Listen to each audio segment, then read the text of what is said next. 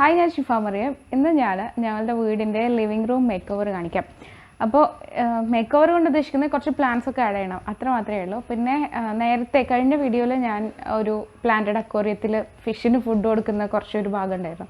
അപ്പോൾ എല്ലാവരും അതിൻ്റെ കാര്യങ്ങളും കൂടി പറയാൻ പറഞ്ഞു. അപ്പോൾ അതും കൂടി കാണിക്കാം. ആ അക്വേറിയം ഇരിക്കുന്നത് ലിവിങ് റൂമിലാണ്. അപ്പോൾ അതിൻ്റെ കാര്യങ്ങളും പിന്നെ കുറച്ച് ഇവിടെയുള്ള പ്ലാന്റ്സും ഒരു ടൂറ് പോലെ കാണിക്കാം.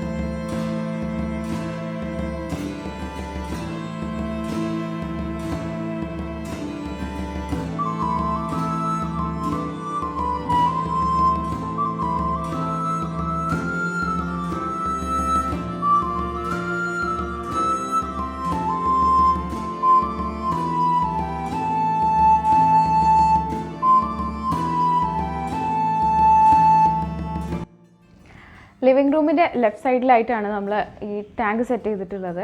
ഇതിൽ ഉപയോഗിച്ചിട്ടുള്ള പ്ലാന്റ്സ് ഒക്കെ വുഡിലും സ്റ്റോണിലും ഒക്കെ വേറെ ഇറങ്ങുന്ന, അങ്ങനെ പറ്റി പിടിച്ച് വളരുന്ന പ്ലാന്റ്സ് ആണ്. അതിൻ്റെ മെയിൻ അഡ്വാൻറ്റേജ് എന്ന് പറഞ്ഞാൽ അതിന് CO2 ഇല്ലാതെ, ഈ ടാങ്കിൽ ഇപ്പോൾ CO2 ഇല്ലാതെയും ആ പ്ലാന്റ് വളരും എന്നതാണ് അതിൻ്റെ ഒരു പ്രധാന ഗുണം എന്ന് പറയുന്നത്.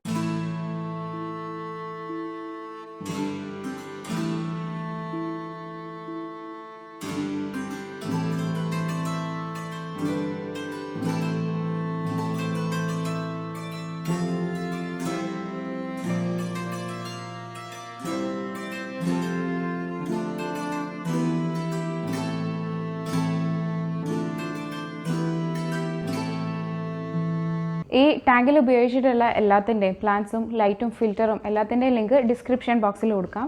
പിന്നെ ഇത് ചെയ്യാൻ ഫുള്ളായിട്ട് എക്സ്പെൻസ് ആയത് 50K എബവ് ആയി. ഈ ടാങ്കിൻ്റെ കപ്പാസിറ്റി 320 ലിറ്റർ വെള്ളം ആണ്. പിന്നെ ഈ ടാങ്ക് സെറ്റ് ചെയ്തത് ഞാനൊന്നുമല്ല, എൻ്റെ ബ്രദറും പിന്നെ ഇസാറലിയും കൂടിയാണ്. അവർ രണ്ടുപേരും കൂടിയാണ്. ഇപ്പോൾ ഒരു 5-6 മാസമായി സെറ്റ് ചെയ്ത് കണ്ടിട്ട് അവർ ചെയ്ത് വെച്ചതാണ് ഈ വർക്ക്.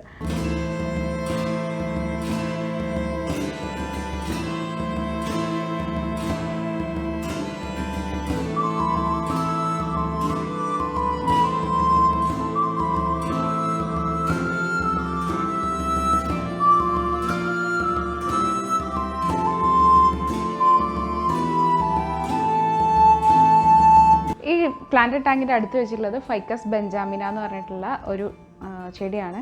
അതിന് എൻ്റെ അമ്മ വിളിക്കല അമിന എന്നാണ്. പിന്നെ ഇത് ശരിക്കും ഇൻഡോർ ഒന്നുമല്ല, ഇൻഡോർ അല്ല എന്ന് പറയാൻ കാരണം അതിൻ്റെ ലീവ്സ് കുറേ കഴിയുമ്പോൾ, ഒരു 1-2 ആഴ്ചയൊക്കെ കഴിയുമ്പോൾ ഇൻഡോറിൽ വെക്കുമ്പോൾ കൊഴിയും. അപ്പോൾ നമ്മൾ പുറത്തേക്ക് വെക്കണം. ഇവിടെയുള്ള ഹ്യൂമിഡിറ്റി പിന്നെ ലൈറ്റ് കുറവാണെന്ന് ഞാൻ പറഞ്ഞില്ല, അതുകൊണ്ടൊക്കെയാണത്. പിന്നെ നമ്മൾ അകത്തേക്ക് തന്നെ വെക്കാം. അങ്ങനെ കുറേയും കൂടിയൊക്കെ ലൈറ്റുള്ള സ്ഥലത്ത് വെക്കാൻ കഴിയുന്ന ഒരു ചെടിയാണ് ഈ ഫൈക്കസ് ബെൻജാമിന. ഓക്കെ, അപ്പോൾ ഇവിടെ ഇങ്ങനെ ഒരു കോർണർ ഉണ്ട്. ഈ 2 സോഫയും കഴിഞ്ഞ് വരുന്നതാണ്. അപ്പോൾ ഇങ്ങനെ ഒരു ബോക്സ് ഉണ്ട്. ഒരു പഴയൊരു വിൻറ്റേജ് ബോക്സാണ്. വല്യമ്മാൻ്റെ പെട്ടിയാണ്. അപ്പോൾ അത് ഇവിടെ വെറുതെ വെച്ചിട്ടുണ്ട്. അതിൻ്റെ ഉള്ളിൽ 2 പെട്ടിയുണ്ട് കേട്ടോ.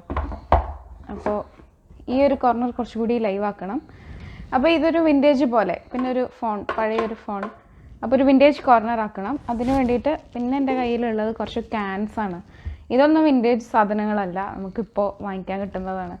ഇത് 100K ആയപ്പോൾ എൻ്റെ ഹസ്ബൻഡ് എനിക്ക് കൊടുക്കുന്നതാണ് കേട്ടോ. അതൊക്കെ ഇത് ഒരു 2-3 എണ്ണമാണുള്ളത്. ഇനി പിന്നെ മറ്റൊരു കാര്യം എന്താണെന്ന് വെച്ചാൽ, ഇത് വാട്ടറിങ് ക്യാനല്ല, ഇതിങ്ങനെ ഒരു പ്ലാന്ററായിട്ട് നമുക്ക് ഉപയോഗിക്കാം. വെറുതെ അങ്ങനെ ഒരു ഇതാണ്. ഇതിന് ഹോളൊന്നുമില്ല, നമുക്ക് വാട്ടർ ചെയ്യാൻ കഴിയില്ല.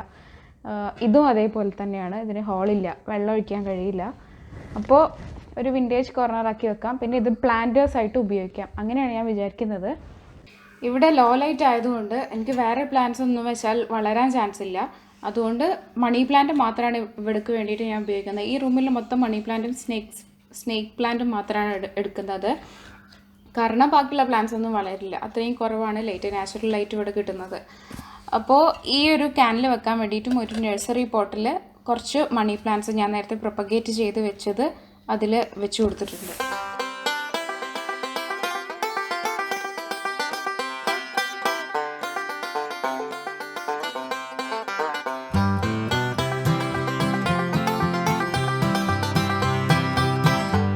ഇവിടെ ഒരു ചെറിയൊരു ക്യാമറ, ഒരു പഴയൊരു ക്യാമറയാണ്. പിന്നെ കുറേ ബ്ലാക്ക് ആൻഡ് വൈറ്റ് ഫോട്ടോസ് ഉണ്ട്, ഉമ്മൻ്റെയും ഉപ്പാൻ്റെ എല്ലാവരുടെയും. അപ്പോൾ അതുമൊക്കെ ഇങ്ങനെ വെറുതെ ഈ സൈഡിൽ ഇങ്ങനെ വെച്ച് കൊടുക്കാം. വിൻറ്റേജ് കോർണറിലാണ് നമ്മൾ ഉദ്ദേശിക്കുന്നത്. ഉമ്മാൻ്റെ സിസ്റ്റേഴ്സും എല്ലാവരും ആണ് കേട്ടോ അതൊക്കെ.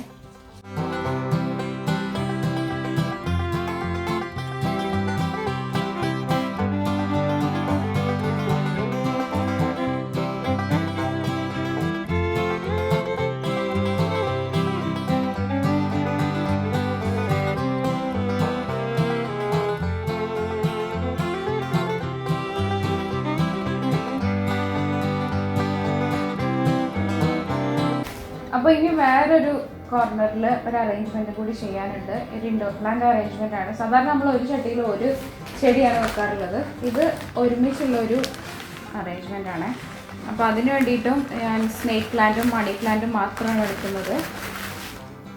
അപ്പോൾ ആദ്യം കുറച്ച് പോട്ടി മിക്സ് അതിലേക്ക് ഇട്ട് കൊടുക്കാം.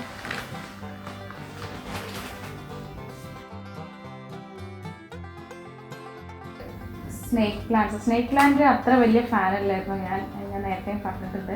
പക്ഷേ ഇത് ഞാൻ സഫിയ മുത്തമ്മൻ്റെ വീട്ടിൽ പോയപ്പോൾ അവിടെ കുറേ ഉണ്ടായിരുന്നു. അങ്ങനെ ഞാൻ എടുത്തുകൊണ്ട് വന്നതാണ്.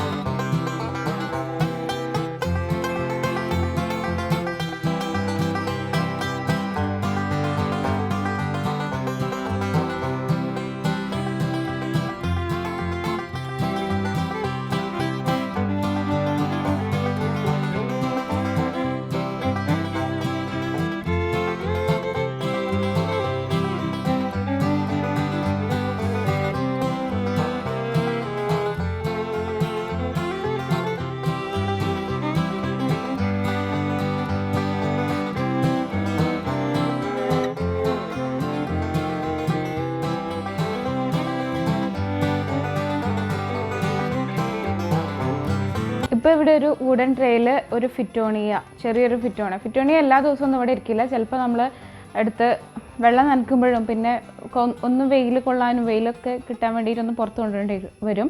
അപ്പോൾ ഇത് അത്ര ബുദ്ധിമുട്ടില്ല, കാരണം ഇതൊരു ചെറിയ പോട്ടാണ്. അപ്പോൾ അതുകൊണ്ട് അത്ര ബുദ്ധിമുട്ടില്ല. നമ്മളൊന്ന് പുറത്ത് പോകുമ്പോഴൊക്കെ ഒന്ന് വെയിലുണ്ട് പിന്നെ തന്നെ നമുക്ക് ഇങ്ങോട്ട് അകത്തേക്ക് എടുത്ത് വെക്കാം.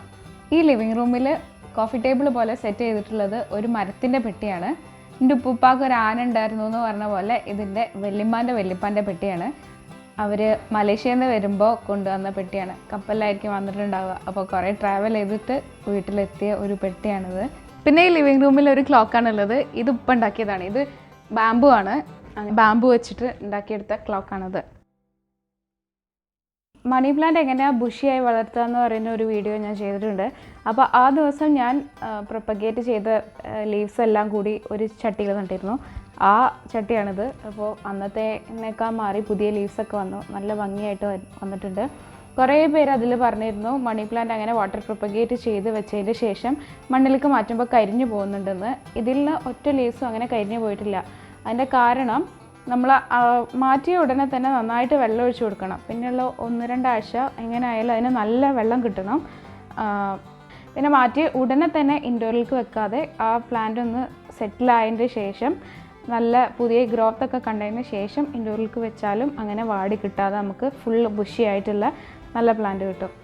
ഇവിടെ ഇപ്പോൾ ഞാൻ അധികം പ്ലാന്റ്സ് ഒന്നും വെച്ചിട്ടില്ല. അതിൻ്റെ കാരണം വെളിച്ചം ഇവിടെ കുറവാണ്. ഒരു മീഡിയം ടു ലോ ലൈറ്റ് മാത്രമേ ഇവിടെ കിട്ടുള്ളൂ.